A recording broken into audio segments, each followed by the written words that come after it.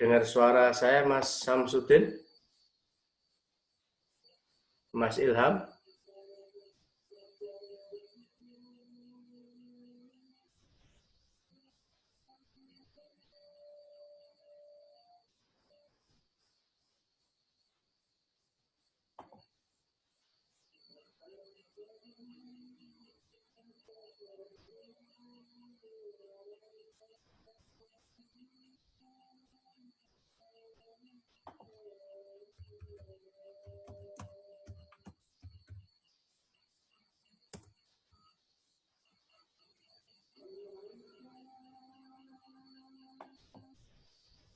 Oke, baik. Langsung saja ya kita mulai ya untuk perkuliahan online pada malam ini. Selamat malam sebelumnya. Assalamualaikum warahmatullahi wabarakatuh.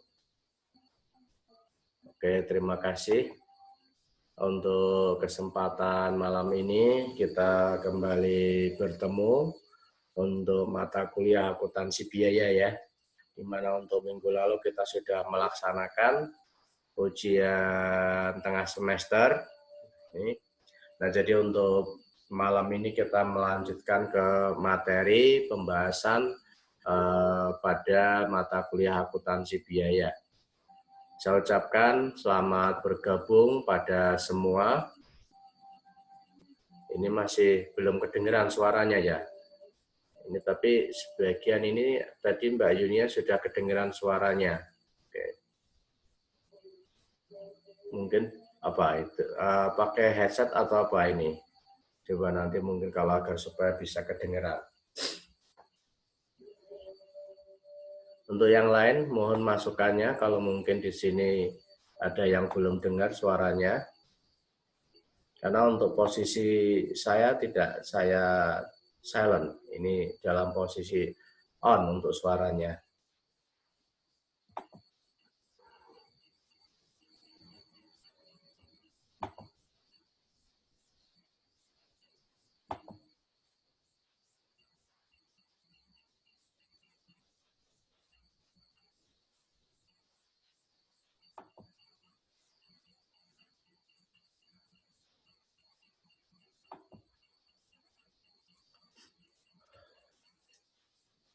Oke ya, baik.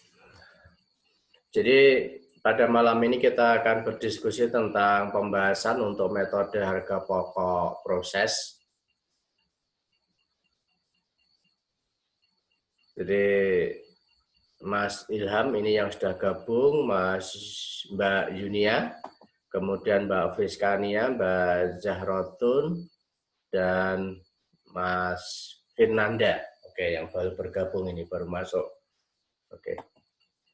Mohon masukannya, kalau memang di sini ada yang belum kedengeran suara saya.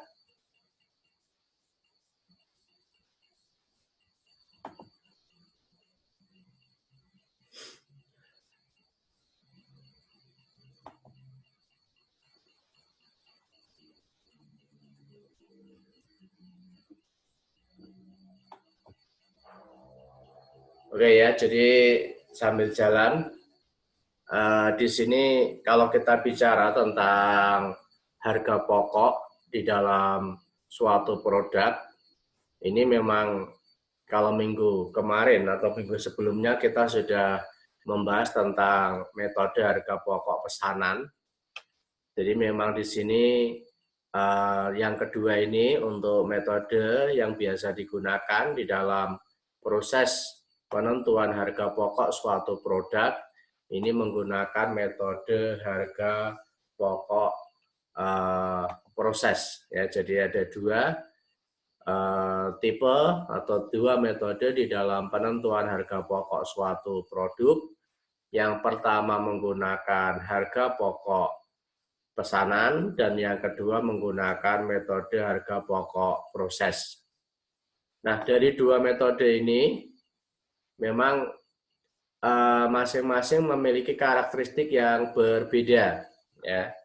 Jadi kalau metode harga pokok proses, maaf ini ya yang kemarin dulu, kalau metode harga pokok pesanan seperti yang sudah Anda ketahui, bahwasannya di sini di dalam penentuan harga pokok suatu produk ini didasarkan atas pesanan, ya. Jadi didasarkan atas pesanan. Tetapi ini berbeda dengan metode harga pokok proses, di mana di dalam penentuan harga pokok proses ini, karakteristik di dalam proses produksi itu bukan didasarkan atas pesanan, tetapi didasarkan pada produk yang diproduksi terus.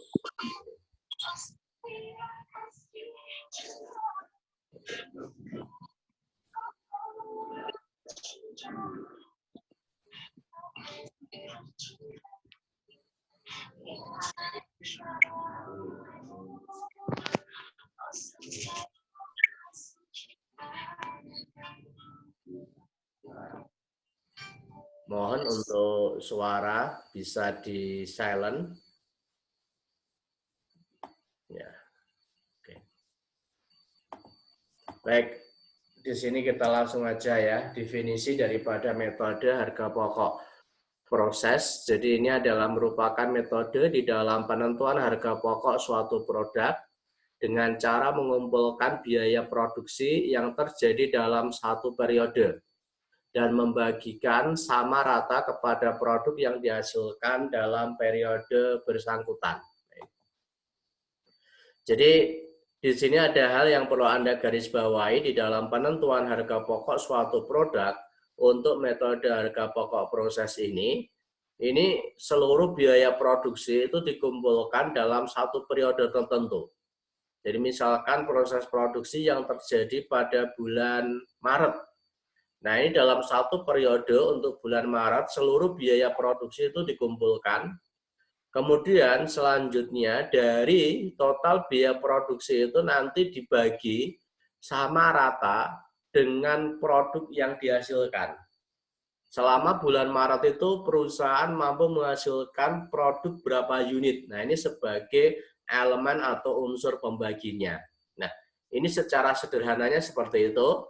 Jadi memang di dalam proses penentuan harga pokok suatu produk dengan metode harga pokok proses ini penentuannya itu didasarkan atas periodisasi, ya, didasarkan atas periode.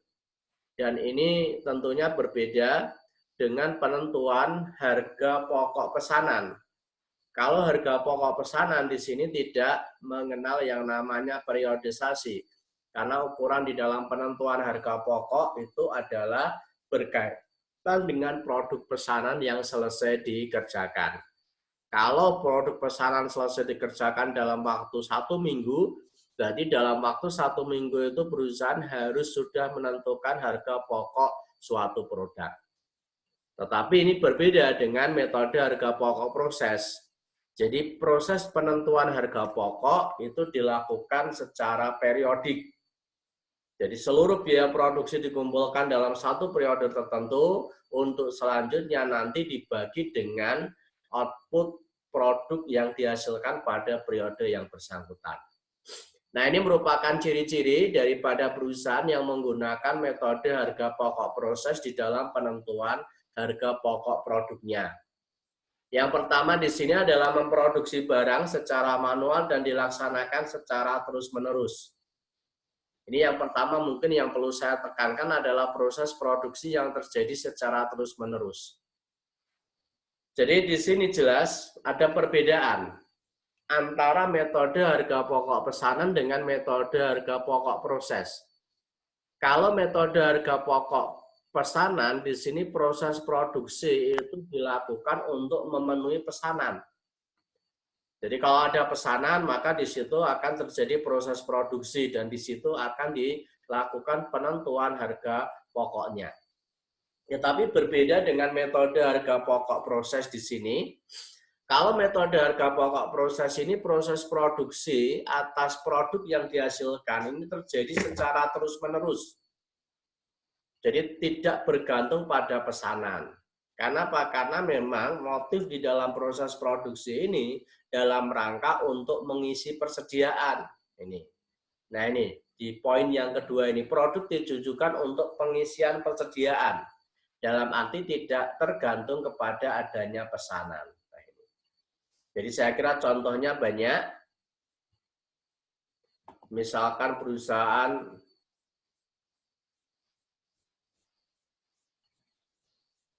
Oke, ini ada beberapa yang belum bisa menangkap suara saya ini ya. Mas Samsudin, Mas Ilham,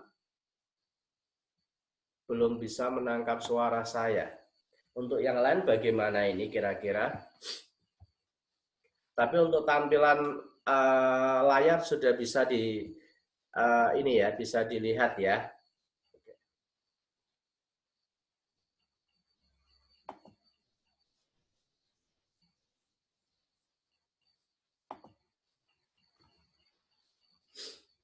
Oke, memang kalau kita melaksanakan perkuliahan online ini ya tentunya kadang ada kendala utamanya yaitu pada ini ya sinyal ya biasanya ya. Mungkin ketika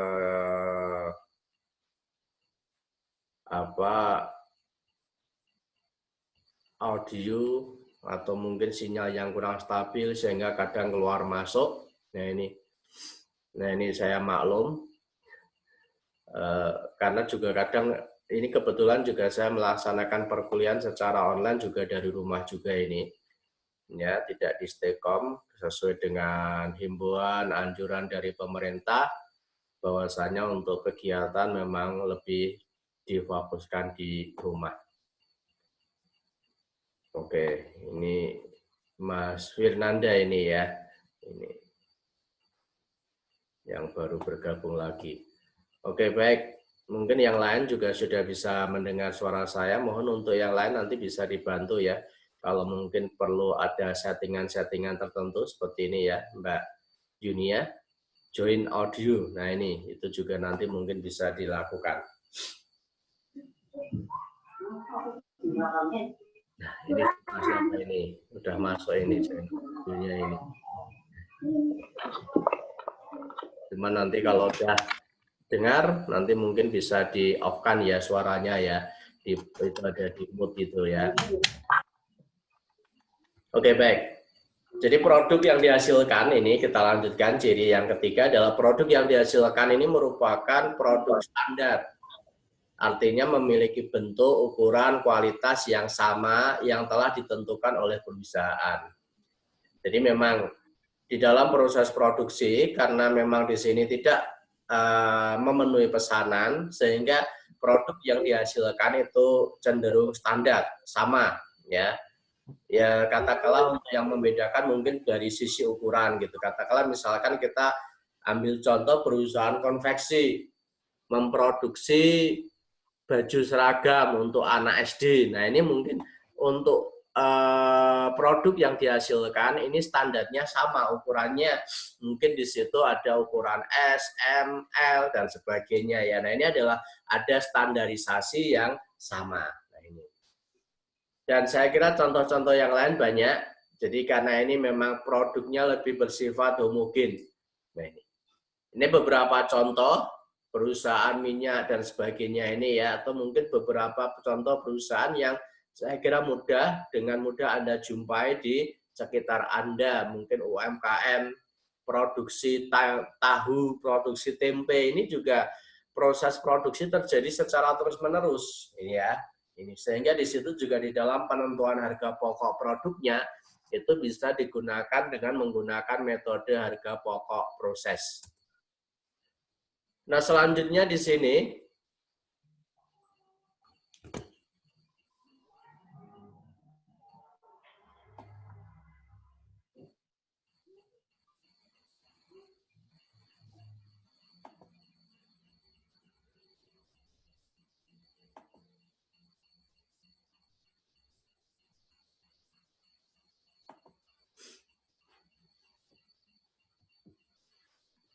Oke, sebentar ya.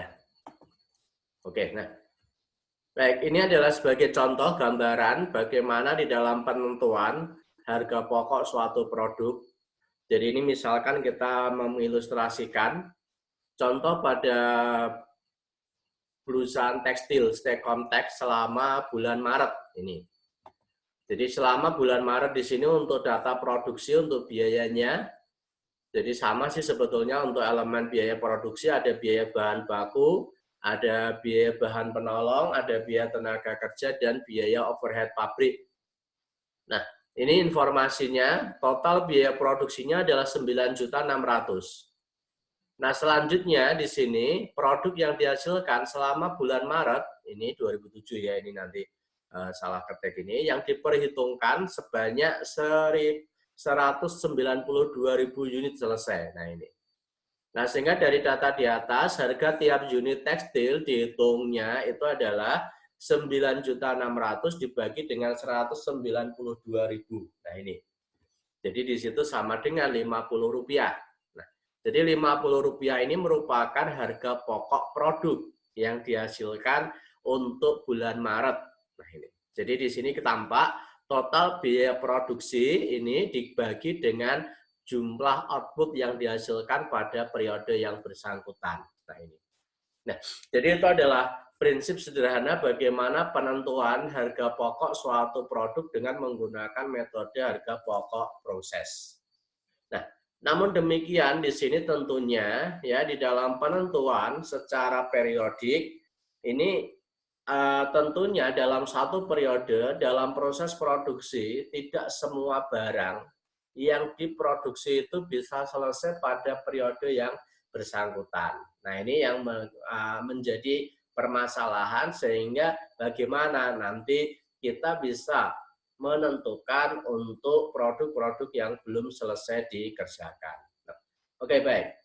Namun sebelumnya kita bisa melihat perbedaan yang tampak dari metode harga pokok proses dan metode harga pokok pesanan. Sehingga nanti di situ Anda bisa ini ya membandingkan, membedakan, dan di situ Anda tidak kebingungan di dalam penentuan harga pokok suatu produk. Jadi di dalam metode harga pokok proses di sini biaya produksi itu dikumpulkan untuk setiap periode tertentu. Seperti tadi yang sudah saya contohkan, misalkan periode bulan Maret, berarti total biaya produksi yang terjadi pada bulan Maret itu dikumpulkan, kemudian nanti dibagi dengan output yang dihasilkan. Dan ini tentunya berbeda dengan metode harga pokok pesanan, di mana di dalam metode harga pokok pesanan ini biaya produksi itu dikumpulkan atas setiap produk tertentu. Maksudnya setiap produk tertentu ini tentunya adalah produk yang sesuai dengan pesanan. Jadi contoh misalkan saja, kalau beberapa waktu lalu ketika kita berdiskusi atau membahas tentang metode harga pokok pesanan, misalkan perusahaan mebel, di situ memperoleh pesanan untuk membuat kursi. Nah, maka di situ untuk biaya harga pokok produk di situ tentunya diperoleh hanya untuk produk kursi tersebut saja. Ya, ini. Nah, kemudian untuk yang kedua di sini harga pokok persatuan ini dihitung pada setiap akhir periode. Ya, kalau Maret tadi, April sendiri ini sebagai contoh. Tapi berbeda dengan metode harga pokok pesanan, di mana di dalam proses penentuan harga pokok persatuan itu dilakukan setelah produk selesai diproses. Dalam artian ketika pesanan ini sudah selesai dikerjakan, maka selanjutnya di sini nanti harga pokok produk bisa langsung ditentukan. Oke. Jadi berbeda ini ya. Orientasinya kalau ini adalah periodisasi, kalau ini adalah mengacu pada produk yang selesai diproduksi. Kemudian untuk yang ketiga, penggolongan biaya produksi ini menjadi biaya bahan, tenaga kerja, dan overhead pabrik. Nah, ini ada sedikit perbedaan berkaitan dengan klasifikasi daripada biaya produksi. Ya, memang secara garis besar 3 komponen di dalam biaya produksi ini berkaitan dengan biaya bahan baku, tenaga kerja, dan overhead pabrik.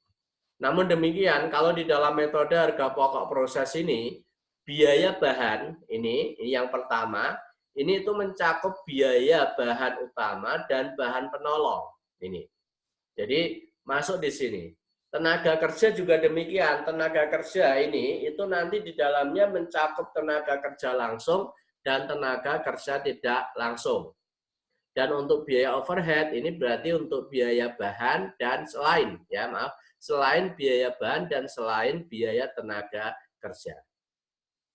Dan ini tentunya berbeda dengan metode harga pokok pesanan, di mana di dalam penggolongan biaya produksi, ini nanti yang dimaksud dengan biaya bahan ini adalah khusus untuk biaya bahan langsung.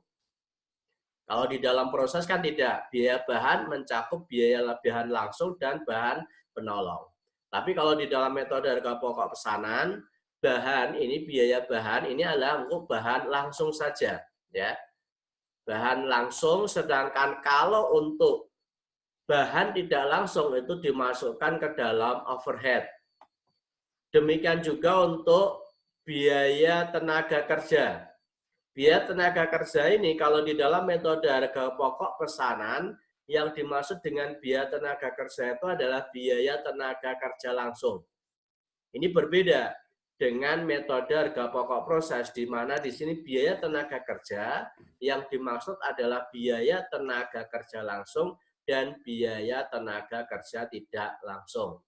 Sedangkan kalau di dalam metode harga pokok pesanan di sini untuk biaya tenaga kerja itu adalah biaya tenaga kerja langsung. Jadi berbeda. Sedangkan yang biaya tenaga kerja tidak langsung itu masuknya ke dalam biaya overhead pabrik. Nah, jadi maka di sini perlu Anda garis bawahi nanti di dalam proses perhitungan ya, unsur-unsur biaya produksi ini memang secara garis besar sama, ada 3 komponen, biaya bahan, tenaga kerja, dan overhead. Tetapi pengklasifikasiannya berbeda.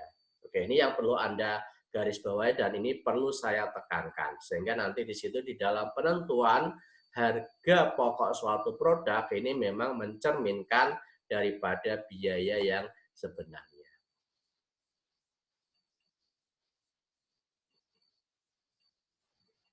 Oke, baik. Selamat bergabung Mas Satria ya. Ini oke, enggak masalah Mas Satria.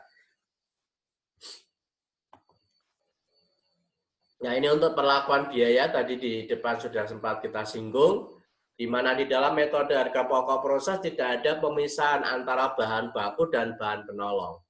Jadi semua itu dikategorikan dalam biaya bahan baku ya. Ya memang nanti di dalam proses penyajiannya tentunya berbeda. Contoh misalkan saja perusahaan konveksi tadi. Ketika dia membuat seragam, baju seragam untuk anak SD misalkan produksinya, maka di sini untuk bahan baku utama kan kain tentunya. Nah, tetapi di situ juga ada bahan yang lain, bahan penolong, misalkan di situ ada kancing, kemudian ada benang. Nah, itu semua dirinci dalam kelompok biaya bahan ya ini.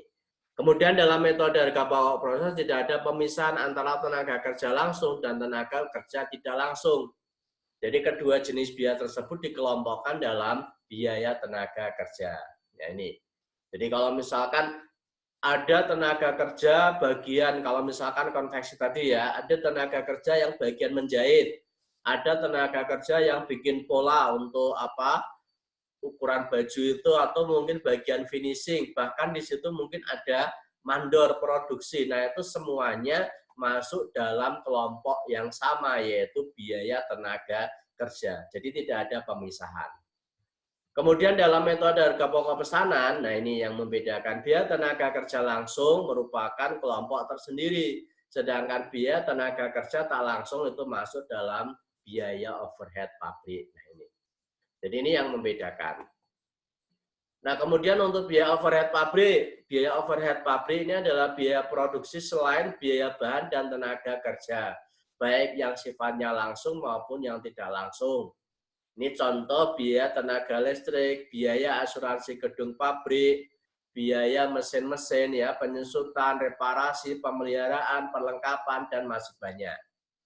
Dalam metode harga pokok pesanan yang termasuk dalam biaya overhead pabrik, ini selain biaya bahan baku langsung dan tenaga kerja langsung. Nah, ini yang perbedaannya di sini.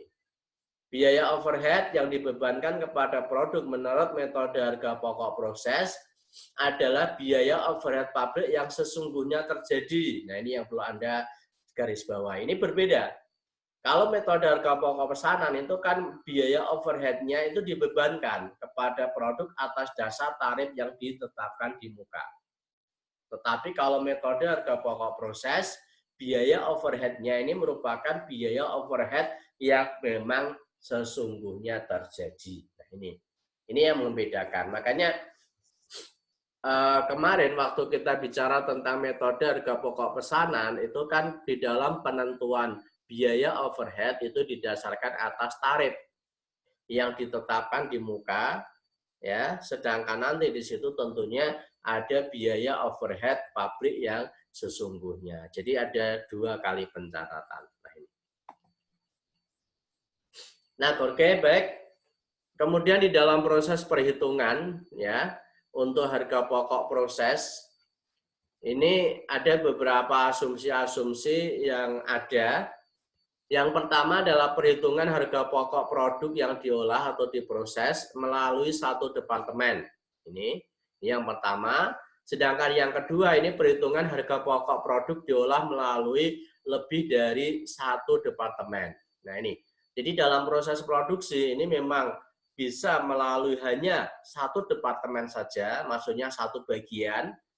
Jadi produk masuk, kemudian selesai, ini berarti satu bagian, atau mungkin ada yang melalui beberapa departemen. Ini tentunya biasanya dipengaruhi oleh produk yang dihasilkan dalam artian tingkat kerumitan atau tingkat kompleksitas daripada produk tersebut. Nah, ini.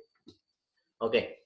Jadi untuk yang pertama adalah perhitungan harga pokok produk yang diolah melalui satu departemen. Ini ada 2 asumsi. Pertama, pada awal periode tidak terdapat persediaan barang dalam proses. Jadi misalkan saja sekarang periode April, dalam proses produksi yang dilakukan pada bulan April, ini awal periode per 1 April itu proses produksi dimulai dari baru semua. Di mana di situ pada periode sebelumnya, yaitu periode Maret, itu diasumsikan tidak ada produk yang belum selesai. Kalau di bulan Maret ada produk yang belum selesai, berarti kan proses pengerjaannya dilanjutkan di bulan April. Nah, sehingga di situ berarti ada persediaan barang dalam proses dari periode sebelumnya. Nah, tapi kalau untuk yang pertama ini, pada awal periode tidak terdapat persediaan barang dalam proses, berarti diasumsikan pada awal periode bulan April, ini saya mencontohkan, itu memang tidak ada persediaan barang dalam proses dari periode sebelumnya. Ini yang pertama. Kemudian yang kedua, di sini pada awal periode terdapat persediaan barang dalam proses. Nah, kalau pada awal periode ini ada persediaan barang dalam proses, ini berarti asumsinya pada periode sebelumnya, jadi contoh misalkan bulan April sekarang, ini melakukan proses produksi pada awal periode, itu ternyata di bulan Maret itu ada proses produksi yang belum selesai dikerjakan pada periode bulan Maret. Sehingga pada masuk bulan April di sini ada persediaan barang dalam proses dari proses produksi pada periode sebelumnya. Nah, jika itu terjadi, maka di sini di dalam proses pengelolaan persediaan ini nanti bisa menggunakan metode harga pokok rata-rata, ya, atau bisa juga menggunakan metode FIFO, first in first out, masuk pertama keluar pertama. Nah, ini nanti ini adalah metode di dalam penentuan harga pokok untuk barang dalam proses. Sedangkan untuk yang kedua di sini yang menggunakan lebih dari satu departemen ini juga sama. Nanti di situ menggunakan metode harga pokok rata-rata dan menggunakan metode FIFO. Oke, baik. Kemudian harga pokok persatuan, ya. Ini juga dihitung dengan cara membagi jumlah yang sama. Oke. Jadi ini tadi tidak ada masalah untuk menentukan jumlah biaya produksi yang terjadi dalam satu periode. Kesulitannya ini akan timbul dalam hal penentuan jumlah satuan produk yang dihasilkan. Sebab proses produksi dalam satu periode ini belum tentu bisa selesai semua. Nah, ini. Makanya tadi ini adalah permasalahannya. Nah, ini yang nanti akan kita bahas lebih lanjut untuk penentuan harga pokok suatu produk dengan menggunakan metode harga pokok proses. Oke, baik. Sampai sini ada yang ingin ditanyakan? Silahkan. Ini masih menyisakan waktu 1 menit. Dan saya kira kalau ini saya teruskan untuk menyampaikan materi juga tidak sampai, maka saya persilahkan ini tampakkan wajah kalian. Oke. Mungkin video dan audio bisa Anda on-kan. Ya. Sehingga nanti di sini saya bisa memantau kehadiran kalian satu persatu. Oke. Sambil kita diskusi mungkin. Oke, silahkan. Ada yang tanyakan mungkin Mas Ilham?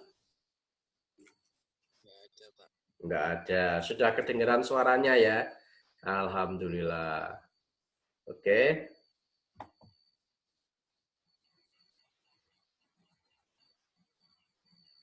Oke, mungkin kalau yang tidak ada webcamnya mungkin tidak bisa menampilkan, enggak masalah, enggak apa-apa. Oke.